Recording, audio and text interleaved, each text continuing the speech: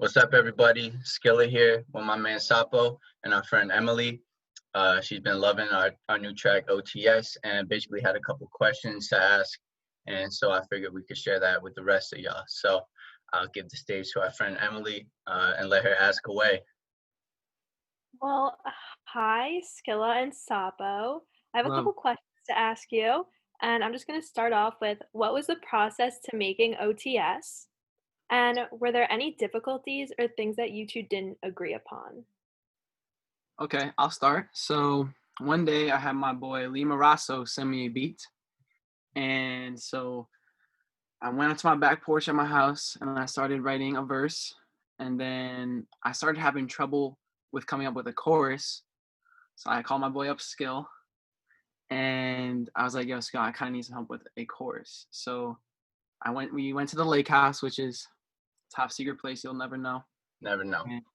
And that's where we record. So we pull up and I start recording my verse. And then after we kind of get in the groove of things, I was like, yo, Skill, I kind of need some help with the cadence. So he helped me come up with the cadence. We came up with some bars and then we recorded the chorus. And after I was done with the chorus, I turned to Skill. I was like, yo, Skill, I think you need help on this track. And that's how. At that point, we're probably recording for maybe 40 minutes or so. And I'm feeling the track. Like, I like what Sapo's putting down. And he asked me, and I'm sitting there, I'm like, bro, I thought you were never going to ask. And so I think from the span of trying to make music all quarantine and just kind of sitting in the same rooms, we're definitely feeling a little uninspired just because we were away from our normal lives. And so I know for my part, I only wrote a little bit that night. I didn't finish. I came back and finished the next day.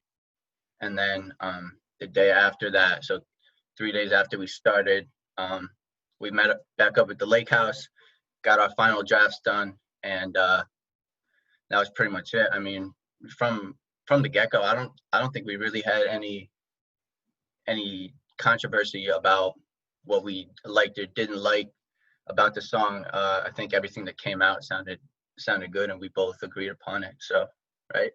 Yeah, one thing that I found to be memorable was one day I was chilling in my car, and Skill calls me up and he goes, "Yo, listen to this rough draft." And he didn't really say anything about the rough draft. I'm sitting here laughing on the phone. I'm like, "Yo, bro, you gotta listen to this. You gotta listen." I plugged my aux in, and I played the beat, and with the whole song, he added the ad libs, and I think the ad libs make the whole song. I love the ad libs. I was hyped as hell, and it was one of my favorite parts of the songs for sure. Was the ad libs. So you would say that there were no difficulties or anything that you two didn't agree upon? I wouldn't say so. I thought it went pretty smoothly, other than kind of coming up with, I don't know, finding that motivation and stuff. So. Well, that's awesome. I mean, we've definitely agreed on parts of different songs before. So, but from what I can remember, it was pretty much just smooth ride, and we liked everything that came out from each other. So That's great. yeah. I have another question for you guys here. What are your favorite lyrics of the song? And are there any hidden meanings behind the lyrics? I'll take this one. I like the same way we did it in Geronimo. I like how the way that Sapo and I start our verses are very similar. I think it's something that's a little bit more memorable because when I first heard that flow and Sab asked me to be on it, I was like, yeah, I'm gonna take these first couple bars because they're hot and I want that for myself. And that's probably my favorite part of the verse that I hopped on. My favorite lyric is one that I feel like people miss a lot. It's right before the beat gets quiet and I start rapping, and it's Ragu Man, cause I got sauce. I feel like that kind of just goes over people's heads, and they don't really think twice about it. But I like that one. I kind of slipped in a nice little bar there. Is there any hidden meaning to that bar? Well, I mean, if you get down to it, it's Ragu obviously makes sauce. And last year, my friends and I up at school, we had this inside joke with one of our friends. He called just like the plain ragu traditional sauce ragu red, and we basically just kind of carried on with that. And so that was a little a bar that was kind of directed towards him, so that he could get a good laugh out of it, and you know, all my boys could relate back to it. So So your music is personable. That's great. always. Yeah. Sapo, what about you? Definitely my favorite bar was I've been mastering my elements like Aang about an airbend. So over quarantine and through the period of coronavirus, I did a lot of binge watching on Netflix. And one show that I found that I didn't really watch, but I wanted to get into was the Avatar, right? And I also got into Legend of Korra, but in my opinion, the Avatar was better. And obviously my favorite character is Aang because the dude had to master 4 different elements, and he did, and he beat the evil dude. I forget his name, but so that was my favorite bar because it was something I just watched a lot and related to, kind of mastering stuff and getting better. That's So, awesome. yeah. Was it Zhao?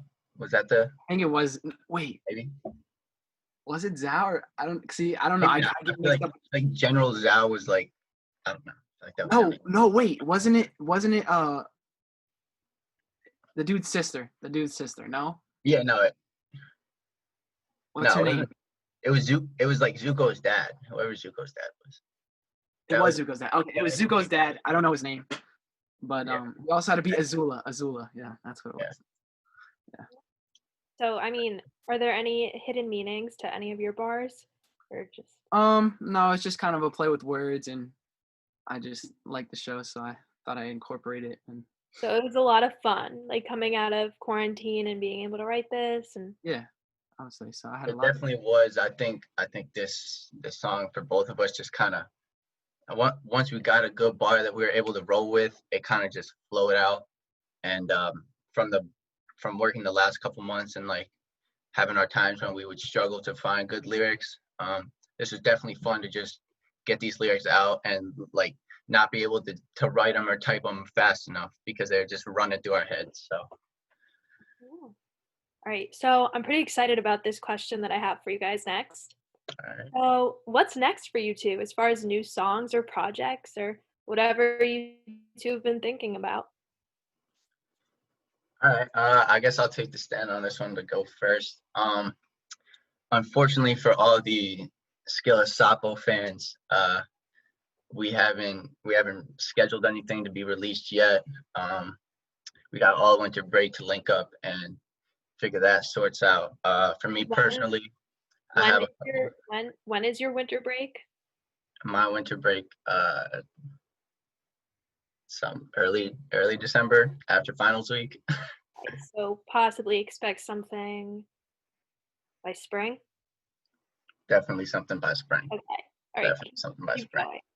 going. For me personally, I have a couple tracks lined up for November and December, and then hopefully by the start of 2021, I can have a full-on project, something different from what a lot of you fans have heard before. I'm really excited about that one, and with that, I'll pass it over to Sop and let him talk. So me personally, I started writing lyrics and writing to beats just pretty recently, and like kind of getting serious. And so I actually do have a single that I have in the vault, but I do have to find a cover art for it. So that's what I'm trying to do right now. But so you might see that stuff in the near future. So Guys, that's so much fun. That's so exciting. Are you planning on going like your own separate ways, or do you plan on working together in the future? No, we'll always end up working together. Yeah. There's no way around that one. Absolutely. So half solo, half together. Yep. Yeah. I'd say so. Is there anything else? I mean, I am done with my questions. Is there anything else that you guys would like to add? For the viewers that have made it this far, hopefully it was worth your while. I think that last question definitely brings some anticipation for you as you're looking forward to the next move by Skilla and Sapo. So I want to thank you guys for all tuning in, and seeing a little bit behind the song of how we made O.T.S. Thank you. Yeah. And thank you. Thank you, Emily. Yes, thank you, Emily. We always love your questions. You're always welcome to come on and ask us questions. Yeah, thank you both so much for letting me interview you. It was so awesome hearing about O.T.S. and just getting the background information on it. You know, sometimes you just hear a great song and you're like, I wonder what was going through the writers' minds when they wrote this. So, yeah, thank you. Of course, anytime. And with that, we will conclude. Until next time, we'll catch y'all. Peace.